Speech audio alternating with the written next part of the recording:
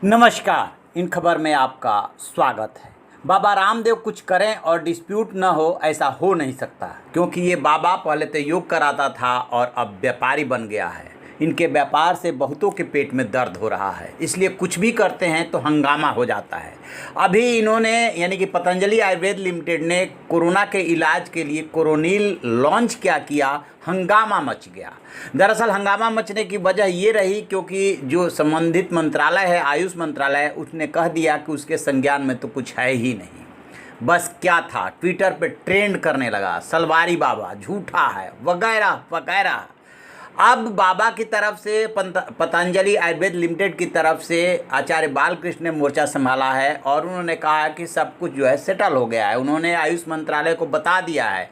आयुष मंत्रालय ने कहा है कि जो आपने रिपोर्ट दी है उसकी हम छानबीन करेंगे कि कहाँ पे कैसे आपने कितना क्लिनिकल ट्रायल किया। बताया ये जा रहा है, दावा ये किया गया है बाबा की तरफ से कि 69% कोरोना के मरीज 3 दिन में रिकवर हुए हैं, वहीं 7 दिन में 100% रिकवर हुए।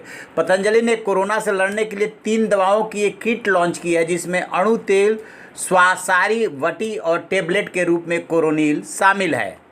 30 दिन की दवाओं वाला ये जो है पूरा किट है वो 545 रुपये का है। बाबा रामदेव कहते हैं कि इस किट में शामिल सभी दवाएं इम्यूनिटी बढ़ाने के साथ साथ कोरोना के संक्रमण को भी खत्म करते हैं कि दवाएं कितनी कब कैसे लेनी है और कितना इफेक्टिव है। रिसर्च पेपर में कहा गया है कि आयुर्वेद के साथ कोरोना वायरस का मुकाबला करने के लिए हमने 100 से अधिक औषधीय पौधों इन सिल्को से 1000 फाइटोकेमिकल्स की जांच की। हमने कोविड-19 में आवश्यक प्रोटीन, मेजबान प्रोटीन इंटरेक्शन के लिए उनके बाध्यकारी स्नेह की तलाश की, तो पाया कि अश्वगंधा, गिलोय, तुलसी में नेचुरल फाइटोकेमिकल्स मौजूद है जो वास्तव में कोविड-19 और इसकी रोगजनकता से मुकाबला करने में सक्षम है। 20 मरीजों पे इसका ट्रायल किया गया था जिनकी उम्र 15 से लेकर 80 साल थी।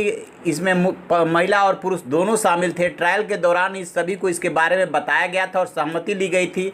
जयपुर में इसका ट्रायल हुआ था। अब पूरे ट्रायल में 2 महीने का वक्त लगा। के दौरान मरीजों को कुछ इस तरीके से दवा दी गई। टेबलेट स्वसारी रस जो है 500 मिलीग्राम, टेबलेट शुद्ध अश्वगंधा अर्क 500 मिलीग्राम, टेबलेट शुद्ध गिलोय अर्क 500 मिलीग्राम, टेबलेट शुद्ध तुलसी अर्क 500 मिलीग्राम, टेला नेजल ड्रॉप।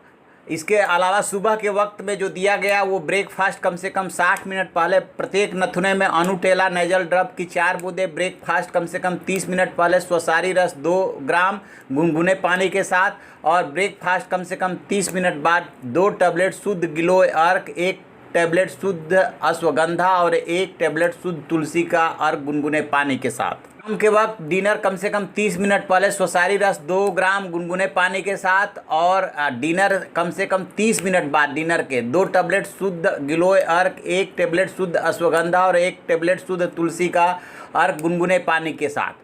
मंत्रालय को जो पतंजलि रिसर्च फाउंडेशन ट्रस्ट की ओर से जानकारी दी गई है उसमें बताया गया है कि ये क्लिनिकल ट्रायल जयपुर के national institute of medical sciences and research में किया गया था। उनकी सहमति से किया गया था। दोनों इसमें साझेदार थे। दावा किया गया है कि उन्होंने हर नियम का पालन किया है। साथ ही आयुर्वेदिक साइंस सेंट्रल काउंसिल के डीजी को भी लूप में रखा गया था।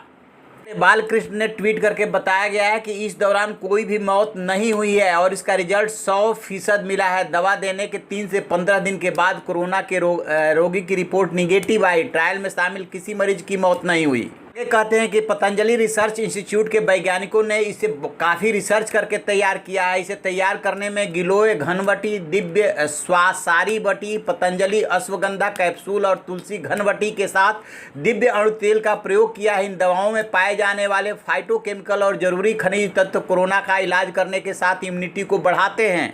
आगे जोड़ते हैं कि दवा बनाने में उपयोग में लाई गई ये औषधियाँ इंसान के फेफड़ों से लेकर रोगों से लड़ने की क्षमता यानी इम्यूनिटी को बढ़ाती है। ये औषधियाँ जो है इन दवाओं के साथ जो है कैसे काम करती है, जैसे सर्दी है, जुकाम है, बुखार है, निमोनिया है, सांस लेने में तकलीफ है, इस पर तुरंत रामबाण की तरह काम करती हैं।